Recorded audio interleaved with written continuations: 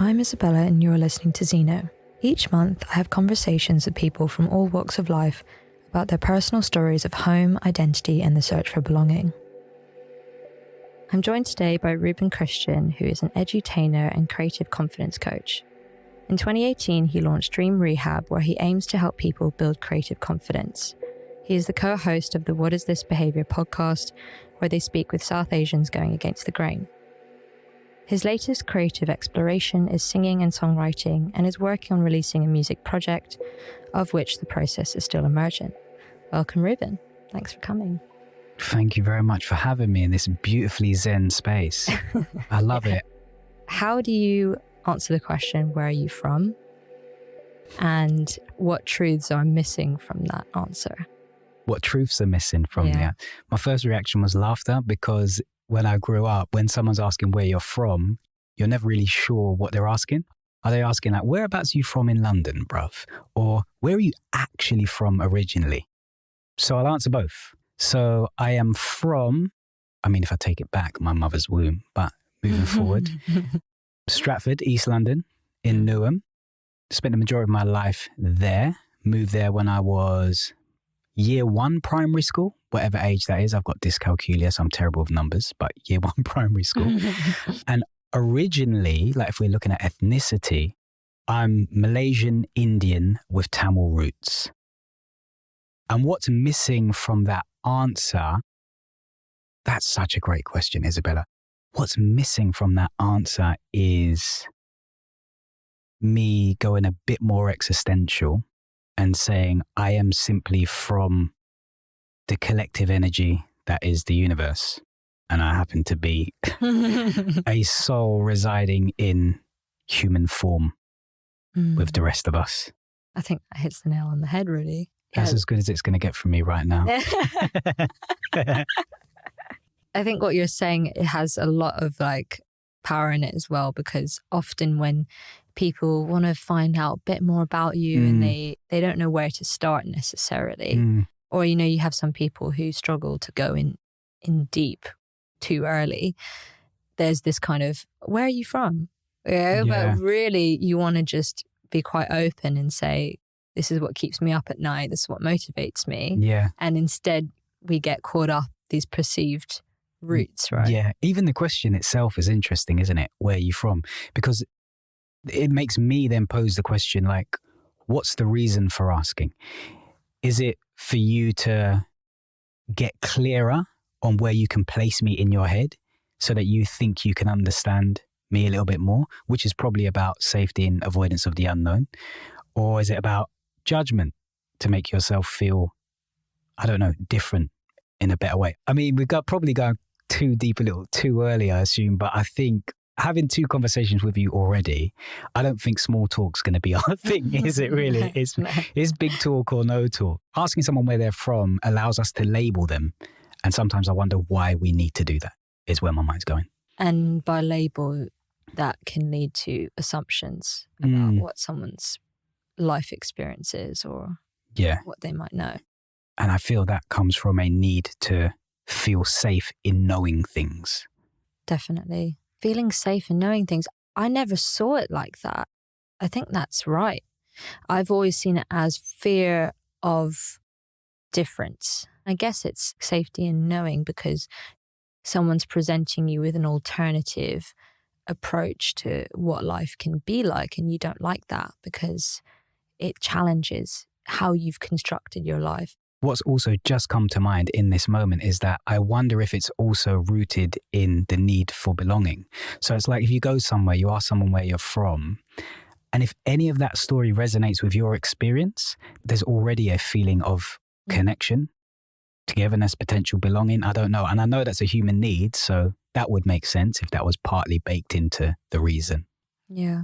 You self-identify as a neurodiverse, multi-potentialite. And you also, for your career-wise at this stage, you've called yourself an edu-tainer. Yeah. Talk to me a little bit about that. Oh, how long you got, man? Neurodiverse, multi-potentialite is a label that allows me to feel fluid and not boxed. it also gives me license to myself to stay uncertain as I evolve and emerge as a human being. So that's the first things that come to mind. But also, I've kind of been battling with it, Isabella. I've also been like, are you saying you're a multi-potentialite because you've got commitment issues? And because really you can't just commit to one thing, and now you've landed on this thing that gives you license to say that you never need to commit because you're a floater and an explorer. So these two paradoxes are both in my head at the same time sometimes. But for the most part, I feel that it's who I am as opposed to an excuse about who I am. Neurodiverse in the sense that from what I know about neurodiversity is that I learn differently to a lot of people I've been aware of on the come up. I express differently, I evolve, grow differently, and I live quite differently. And multi-potentialism, I feel, has been a part of me because I've literally explored so many different curiosities all my life. And I keep doing it up to now. I feel I'll stick with something for like a year, 2 years, and I'll start, what's it called? Cold feet, itchy feet. I just like want to move. And that's happened throughout all my life. And people have been like, can you just grow up and commit and just do something, like do one thing? And I've really struggled with that, man, to a point where I was like, especially if I'm in a low place or I'm not feeling confident or I'm doubting myself, those voices from those people's questions gets louder. And I'm like, I've got issues, man. I need to sort myself out. I need to buckle down and focus on one thing. But my nature has proved time and time again that I can't do that because I don't think it's who I am. And so I've been like, Rubes, you're a multi-potentialite. You're clearly neurodiverse, and that's okay. How can you lead with that as opposed to try and fix it? Wow. Have you read The 100-Year Life? No. What's it about? So The 100-Year Life is a piece of research and a book coming out of the London Business School.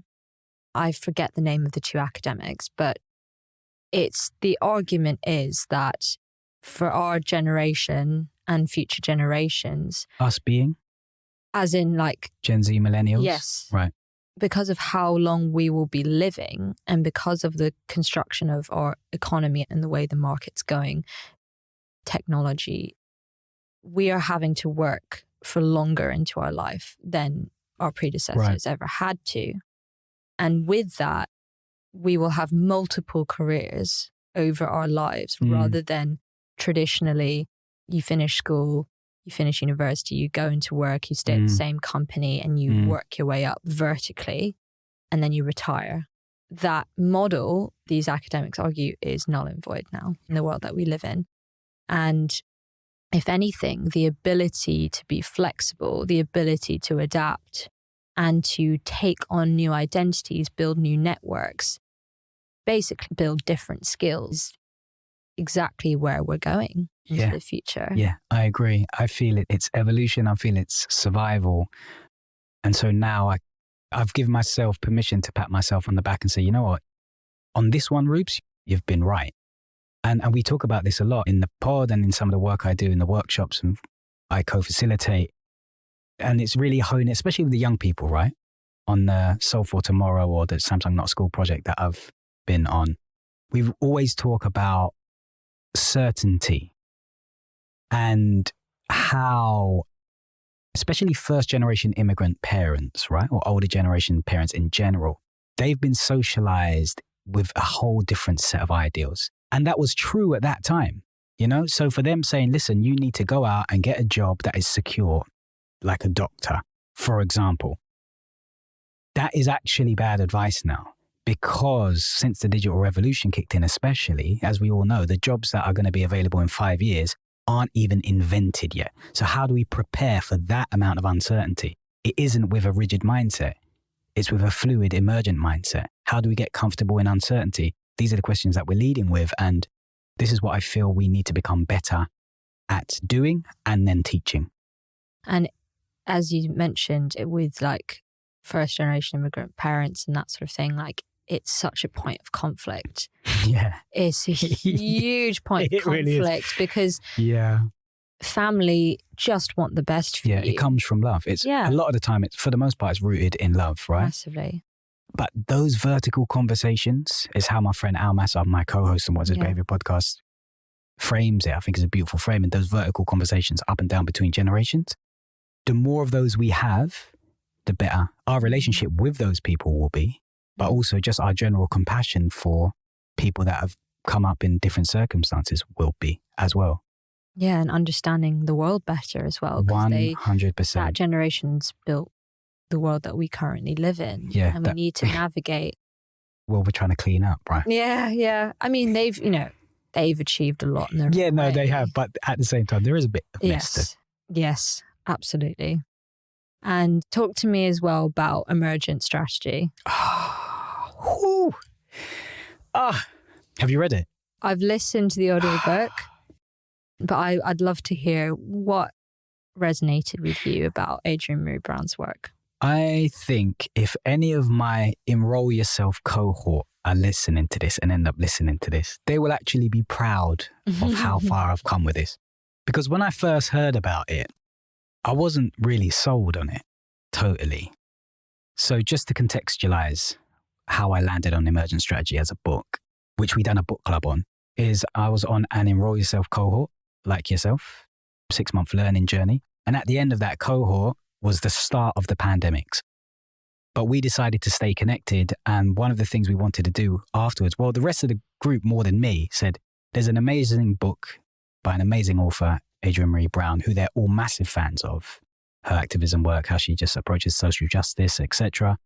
They said, let's do a book club on this. So every week, or I think it was every week, every 2 weeks, something like that, we'd read a chapter in our own time, highlight stuff, come back on Zoom, absolutely dissect that, unpack it together, share the learnings, and rinse and repeat the process until we got through the whole book. And even when I was doing it, Isabella, I was like, I don't totally get a lot of this stuff.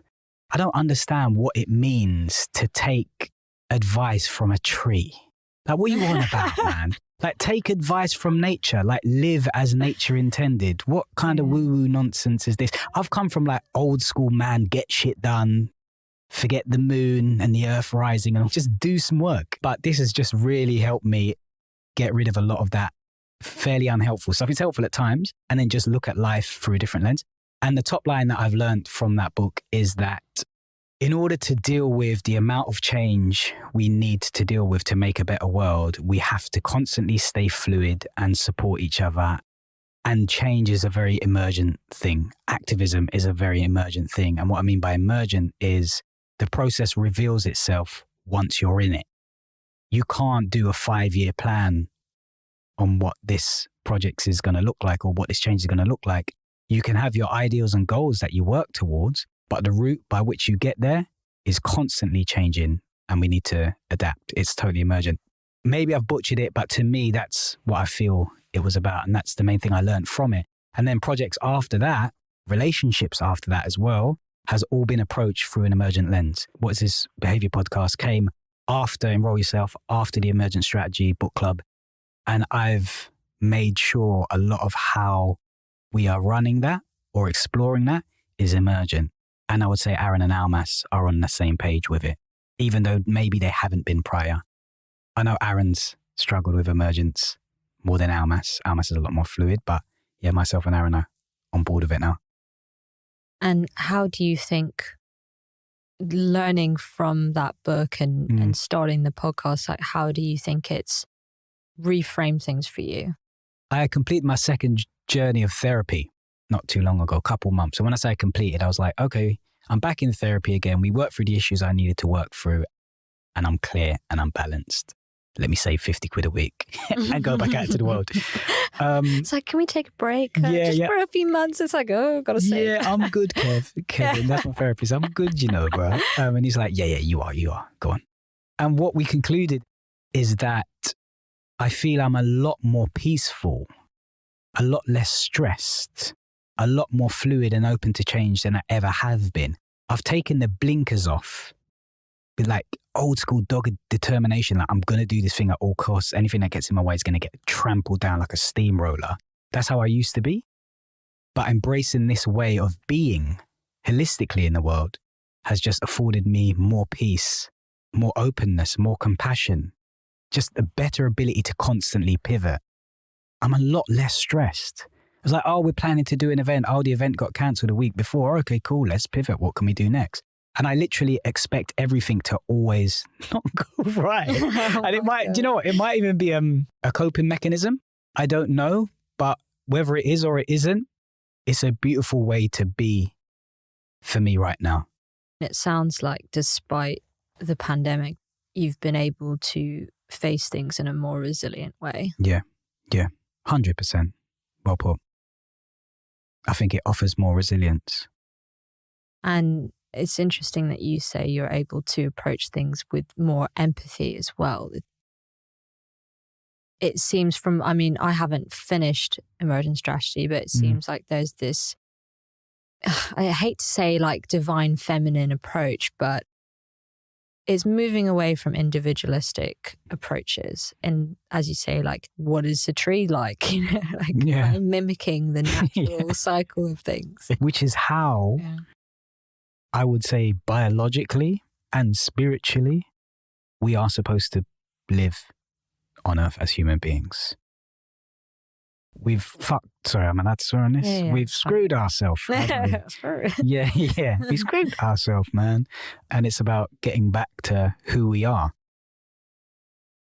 In terms of getting back to who we are, what helps you to feel more grounded and rooted?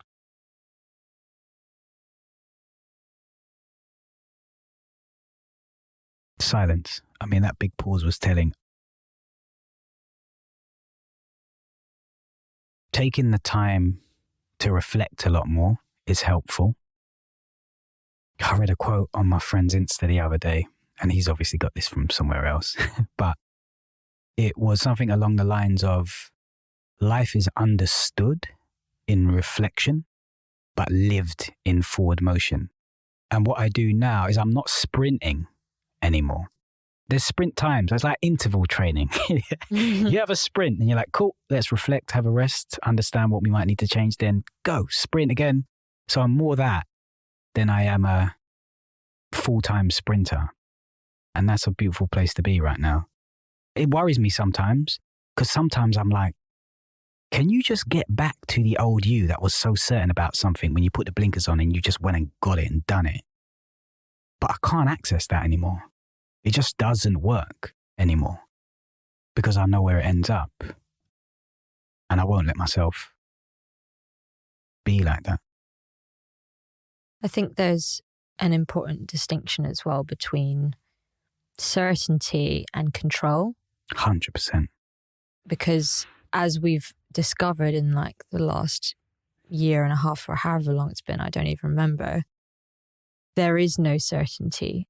But humans deeply crave a sense of certainty. Yeah. But what Adrienne Maree Brown touches on as well is that we need to pivot that perspective, but we do still need some level of control in order to feel safe, for example. When you have no control over your life whatsoever, that leads to suffering and stress. And especially if you, for example, if you think about migration and refugees having zero control over their situation, whether it be financial, power hierarchies, legal control over their status, obviously creates a lot of personal suffering. So I think it's important to carve out tiny spaces for control, whether it be through who you choose to spend your time with, what you choose to do with your time for work, how you make space for meditation or whatever it is, like tiny pockets of control to balance against the amount of uncertainty that there is. Absolutely. Before the interview, we were just while you were having a coffee and we were chatting, I said I had a really socially heavy last 2 months, which has been beautiful. It's like, forget everything I'm planning to do. The world's opened up again. It's summer. Things are going on. I'm going out to see the communities. I'm going out to live my life and make memories. And it has been great. But I just feel untethered and a bit all over the place because of that, because I doubled down on that. And I can feel myself trying to like nail down some of these routines, morning rituals. And just to get a feeling back of some sort of control over my life. So true. It's irritating though sometimes, isn't it, Isabella? Like the human need for both certainty and uncertainty, like that balance is tricky. Yeah, it's frustrating. There's so much pressure, isn't there, to have everything together and to be like, good all the time. Yeah. I also wonder if balance is actually attainable. I actually think it might be a bit of a myth. I think the striving towards it is healthy because we've got it under examination, right? We're always thinking about it. But I just don't know anyone who can sustain 50-50 balance in everything that they need to. I just don't think it's possible. Yeah, I really hope that it is achievable. Because no, but constant, like imagine being balanced in everything all the time. Life doesn't afford us that. You know, 1 minute you can have, you know what, I've got the gym routine going, that's great. But then on the other side, there's something else. And then you move over your attention and then the gym thing might slip or relationship and then the new job comes and then the pandemic comes. It's like the world's constantly throwing this stuff at us. So I feel if we get better at, again, going back to what we said about emergence and pivoting, I think if we get better, and this is, I'm speaking on behalf of myself, right? If I get better at being more compassionate to myself in those circumstances when everything goes tits up, I'm in a better place than if I weren't. No, 100%. Yeah. I think self-compassion, man. It's not, I agree with you that it's impossible to have complete balance at all times. Yeah. It's important to be cognizant of the imbalance. Yeah, totally. And that point that you mentioned about being empathetic towards yourself, there's this beautiful quote that I'm going to misquote. A friend of mine is training to be a coach, spiritual coach. He has this quote of when your body fails you, when your mind and soul fails you, that's when you need to pay attention to care for yourself. So in the moments that you feel most down about who you are at that point, that's when you need to look after yourself. And that is very helpful for me in terms of realizing the negative voice, right? Like when the negative voice is too oppressive and too hard, that's when I need to slow down and take care of myself. Do you feel there's any benefit in slowing down and taking care of yourself outside of that? What sounds like a crisis-based moment? Yes, of course, but it's sometimes hard to recognize that. Yeah. It's true. We mentioned earlier, like, it seems like we both are very like active doers, you know, like personality wise, like I'm always thinking about 10 things at once. And I'm always thinking about pushing forward different things or strings of my life. And that's just my natural personality. So sometimes it is very hard for me to be aware of who am I doing this for? Yeah. Am I doing this for myself? What do you mean by natural personality, if you don't mind me asking? Do you mean innate, genetic? I think it's a mixture of life experience plus my genetic background, yeah. Oh, okay. Yeah, that's interesting. Because when I've asked myself that and I've gone deep with help, like from a therapist or whatever it is, I realized for me, like the go is the legacy of capitalism and my socialization and part of cultures I've been obliviously involved in. So who am I then? And what do I want to do? And that is, part of the unraveling that we mentioned earlier on, didn't we? I totally see where you're coming from. On the capitalistic point, meritocracy point, there, for me personally, my way of seeing that and unraveling that has been through not drinking alcohol, not going out to parties that I don't want to go to, not having a certain presence on social media, not taking selfies of myself. That's my version of taking a step back from what society is telling you to do, how you are meant to be presenting yourself, and in contrast to who I authentically am. Yeah, I love that. Congratulations, man. That's a really nice place to be. It's tough. And I think it helps massively having a partner who is at the extreme end of that. Helped me because I was already on the fence, but that helped me to have the confidence to like let that go. Yeah. So as for an example, I used to have Instagram, and I had I could feel it that I was getting depressed. Oh, shit. I could feel that I was getting very self-critical, and I thought, this is enough. I need to stop this. This is so unhealthy. What was happening, and this is the very like pernicious nature of society as well, is like Victoria's Secret models who I'd never followed were suddenly on my algorithm as the devil. Yeah, exactly. Especially in light of this recent this is what you're insecure about. Have some of this shit. Bat signals, high intensity into your face. And I'm like, at that point, I was in my early 20s. You know, I'm not like a teenager. Right. So if I was feeling, and I'm a confident person, if I was feeling that way, jeez, I was like, can't imagine what a teenager would feel like with this. So when I recognized that I was feeling that way and it was not my natural way of feeling, I needed to get rid of it. Yeah. I've had battles with that as well. I'm still on social media. Instagram's the only real place I'm on. But one thing I've definitely noticed about Instagram for me personally, and I talked with my therapist about this many times, is that if I'm in a bad place, it's horrible to be on there. If I'm in a place of steadfast, self-worth, self-love, confident, grounded, know what I'm doing, I'm like, oh, this is great. People are living their great life and I'll be celebrating everyone. But if I'm not, it's totally different. So I was going to unfollow my own brother. And I love my brother. He's the co-host on What is His Behaviour. But seeing him doing well on what was on the gram, while I, as an elder brother, was in a really uncertain place, it was doing a lot. Wow, it was just like, crazy. Whoa. And I spoke to Kevin about it. He was my therapist at the time. And then Aaron about it. Yeah. And I was like, wow, I obviously love him, but at the same time, can't take this because it's making me feel this way about myself. And so I had to roll out for a little while, level up. And when I felt confident in myself and what I'm doing, to come back. And at the moment, I'm okay. But I know if I'm going to another place of self-doubt, just rinse and repeat the same damn problem.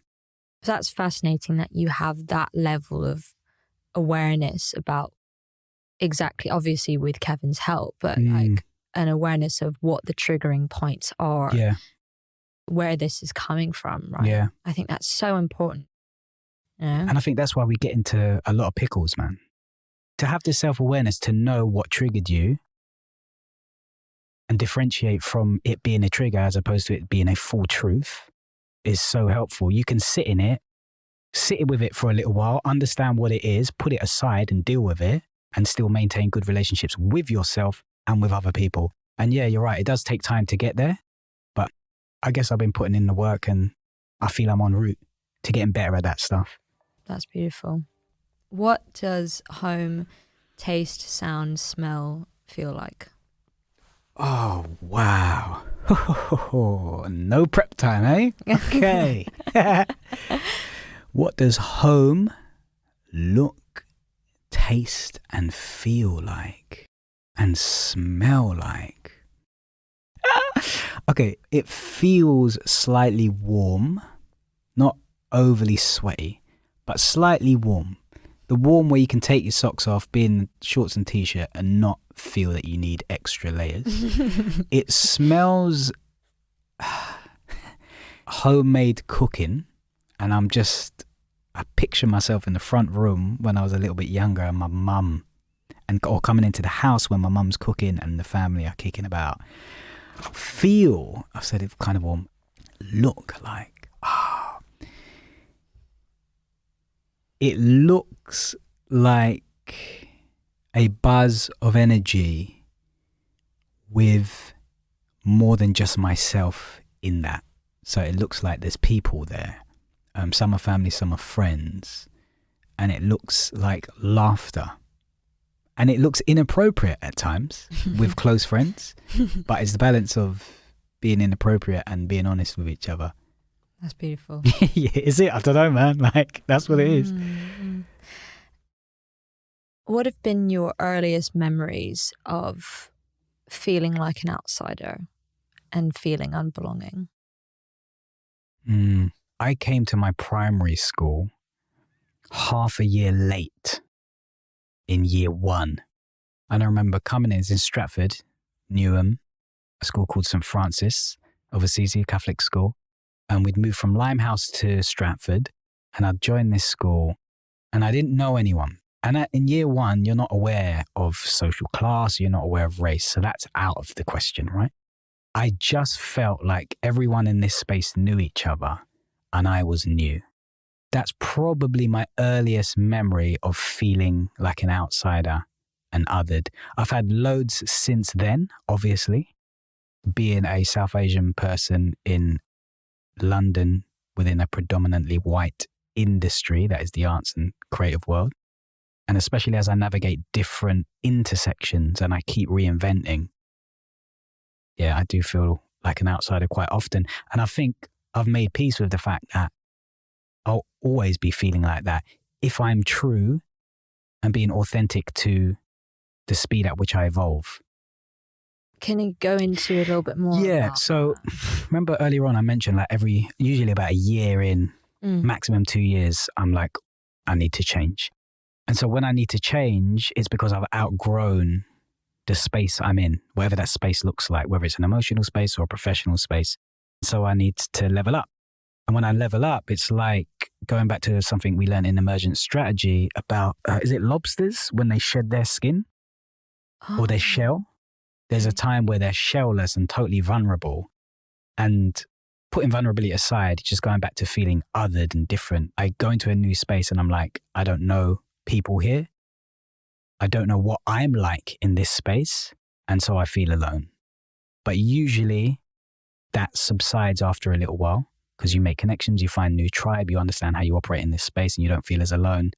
And then you come to another hurdle and you're like, oh, reinvent again. And the process repeats. So the more I've done that, the more I am comfortable with reinvention and feeling alone. And I'd go as far as to say that it's part of the process, especially if we're trying to be our authentic selves and follow wherever we need to go. Sorry, it's a messy answer. At what point do you know that it's ready to change? What do you feel that means that you need to move on? It usually starts with boredom. So dissatisfaction is the word, the umbrella term I would use. And within that is boredom, restlessness, a feeling of emptiness, lack of passion, gusto and energy in something I'm doing. So those are usually the signifiers to me. But here's an interesting one. So the second I started feeling that, I'll be like, Rubes, time to go. And I'd go and I'd change. But where I am now is trying to straddle this middle ground, right? Noticing when I feel like that, but having the extra consideration and saying, okay, you feel like this. This seems to be your nature. We get it. But let's just pause that for a second and look at this space we're in or this project we're doing or this relationship we're in. Would it be wiser on this occasion to sit through this uncomfortability and work towards deepening your connection with this thing or person because it will be better on the other side of that commitment? I notice it, but I don't necessarily jump straight away. I just do a little bit more analysis once I'm out of my high intensity of emotions around it and then make a better decision, I think, for my long term. What's an example of a time where, or a circumstance where you've decided to stick with something and push through? Good question. Clearly, without a shadow of a doubt, all three of us agree on What Is This Behaviour podcast is one of those things for all three of us, myself, Aaron and Almass, right? We're quite emergent, creative people and we chop and change. And we've tried loads of projects before. Some have ended earlier than others. I won't use the word failed because I got beef with that word. Some things could have lasted longer, but they ended because we chose to just jump. Whereas on this project, we're like, no, we are going to sit through it because by sitting through it on this project is where us as individuals, us as a trio collective, but the world at large would gain on this particular project because it feels like this is needed right now. We need to sit through the uncomfortability and take it forward to make impact, to make it valuable, create legacy instead of just jumping off to the next thing. If we want the cultural change, if we want the impact and everything else that comes with it, personally, we're going to stick with this one for a minute. On that community that you guys are building together and the narratives that you're unraveling through the podcast, what have been your strongest memories of belonging? I think one of the best lessons that I've learned being a co-host and co-creating What Is This Behaviour podcast with Aaron and Almass is how to manage our differences. It's conflict resolution and how to manage our differences on a project that we intend to stick with for ages. That's been the biggest learning. You know, like we obviously learn stuff in regard to marketing and creative process when it comes to podcasting and how we create emergent episodes and all this kind of stuff, which is part and parcel of being creative people in collaboration, right? But sticking with someone who totally opposes a certain value or idea, that can be tricky. I can love you, but think you're an absolute prick at the same time. And then we can talk about that and be absolutely okay with it. Going back to something Esther Perel says in a lot of her work, a lot of these things, love her, massive fan. What a great contribution to humanity. Yeah.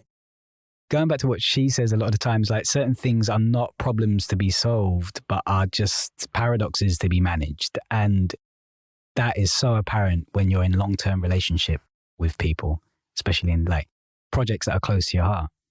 Yeah, gosh, that's so hard to navigate because getting someone to understand you at one level is difficult, right? When you have different life experiences, different values, different pictures in your head. But especially the creative process, from what I understand, it is deeply entrenched with who you are as a person. Yeah. So it can feel very raw. Yeah, we can get protective over it, right? Yeah, exactly. Yeah. I would say though that this project has come at a time when we're all ready to make that commitment and do that work together collectively. And when I say ready, like all three of us had been in therapy for a minute before this project started. That's so interesting. Yeah. If we were to try to start it 5-6 years ago, all with our blinkers on, smashing ahead towards our own things, it wouldn't have sustained like a year or 55 plus episodes. So would you say that working through those paradox together, you feel a deeper sense of belonging? 100%, without a shadow of a doubt. And what it does is reinforce every time we do have a moment that we work through. It reinforces to all three of us that we are living in a way that we'd want the world to be living. We're modeling the world we'd want to see by leading with curiosity and compassion over judgment, absolutism, and certainty. And yeah, it's a good place to be.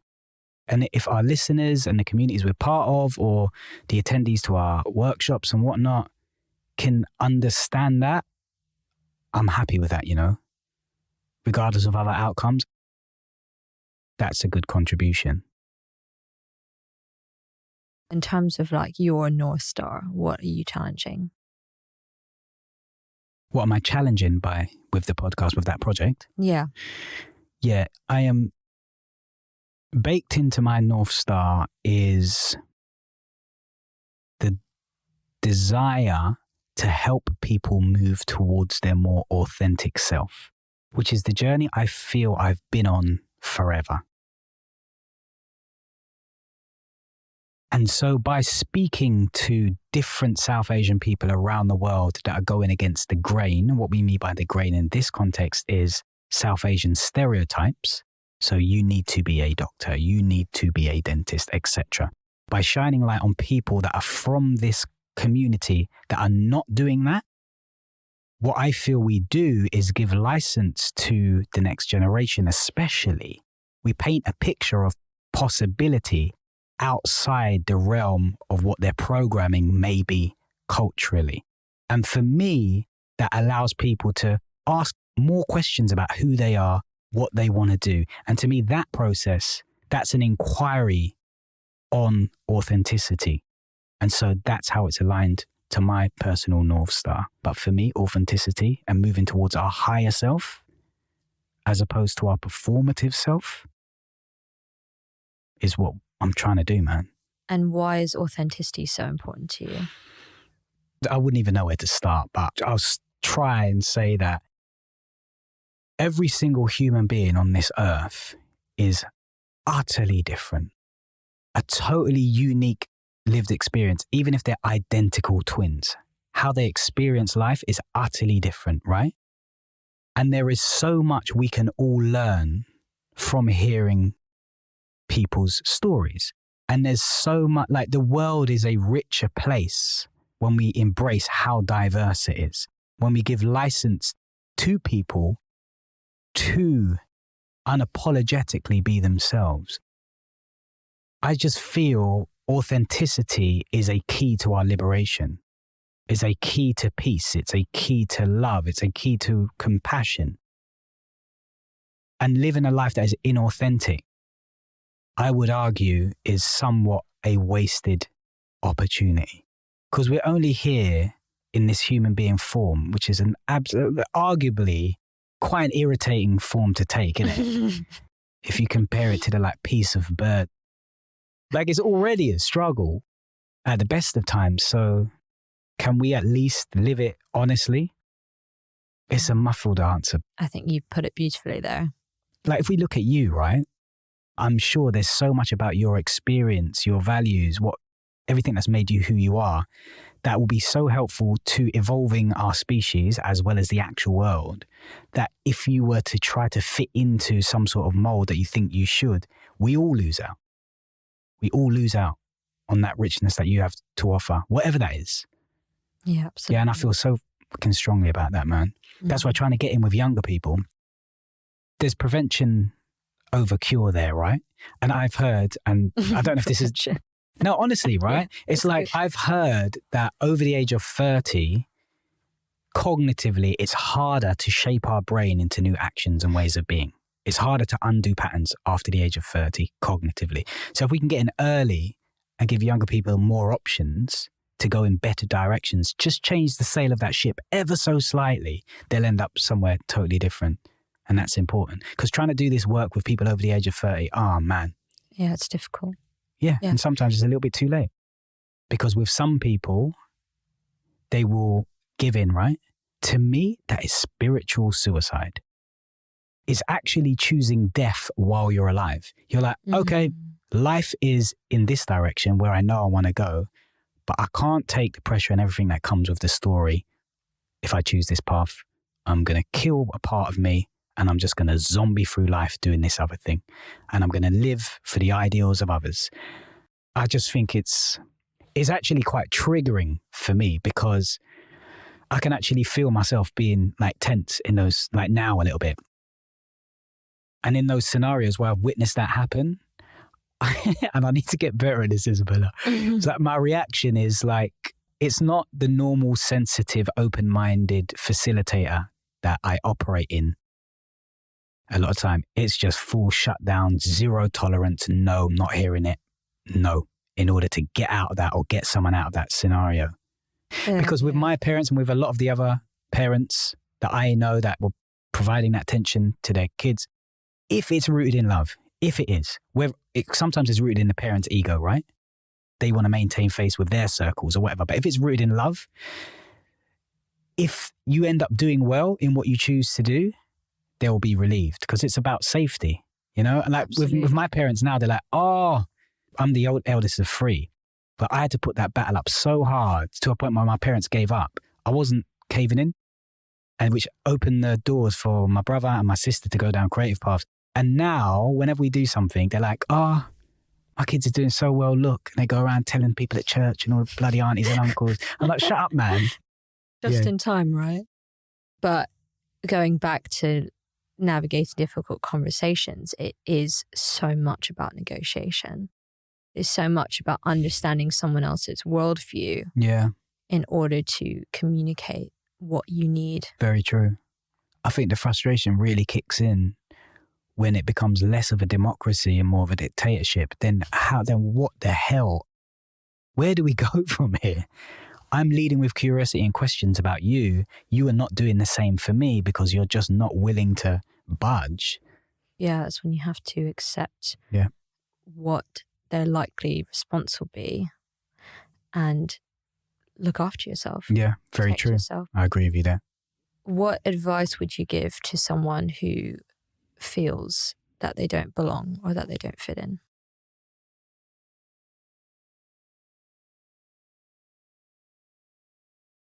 First, I would congratulate them. Which sounds odd, right? But to feel that you don't belong means that you are quite aware of your true self. And I would say that's miles ahead of a lot of people. Because some people will fool themselves into thinking they fit in. So firstly, congratulations for noticing that you don't fit in, for noticing that you're authentic and different. The next thing I would say, if I was to give some actionable advice from my own life, is that if you stay with that inquiry around who you are and what you want to do, and you lead with that curiosity, I trust that you will find the tribe that you're looking for. It's always happened to me. I was like, okay, I feel othered. I can't be someone else. I'm not cool. I don't belong. I feel lonely, but I'm going to lead with how I can potentially not feel this, but stay authentic. You ask yourself different questions. You go to different things. Like you go to enroll yourself. You go to different events. You meet different people. And on that journey, you start to meet the next tribe that will form your support system and community for that next phase of your life. And then you might outgrow them again and feel othered. But again, you lead with curiosity and you try different things. And I trust that you'll find your tribe, and sooner or later, you'll find your place, whatever that means to you, and you'll probably find interesting intersections that only you can occupy professionally, if we were to put a professional lens on this, right? Yeah, man. But life is, like this old quote, man, life is either one hell of an adventure or absolutely nothing at all. So sometimes feeling lost and lonely is actually one hell of an opportunity for a rich exploration. Perfectly said. Thank you. And if someone wanted to find out more about what you do or follow you, ReubenChristian.com, and on Instagram I am Reuben Christian 1, and the podcast is whatisThisBehaviourPodcast.com. They're the main things that's rumbling around the world at the moment. And they should keep an eye out for your EP. Yeah, my music, however that comes out, whether it's going to, like I said as well, I'm going to be 40 this year. And as a present to myself, I'm trying to put music out, even if it's one song or an EP. I don't know what it will be, but something's coming out. I owe it to myself. Absolutely. Thanks for coming in. Thank you so much for having me. It's been such a beautiful conversation and a lot to reflect on.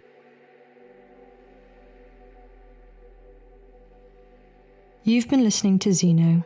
To stay up to date with our monthly episodes, you can sign up to our newsletter at zenocast.org or follow us on Instagram at @Zeno_pod. Our theme music is composed by Alex Julian Edwards.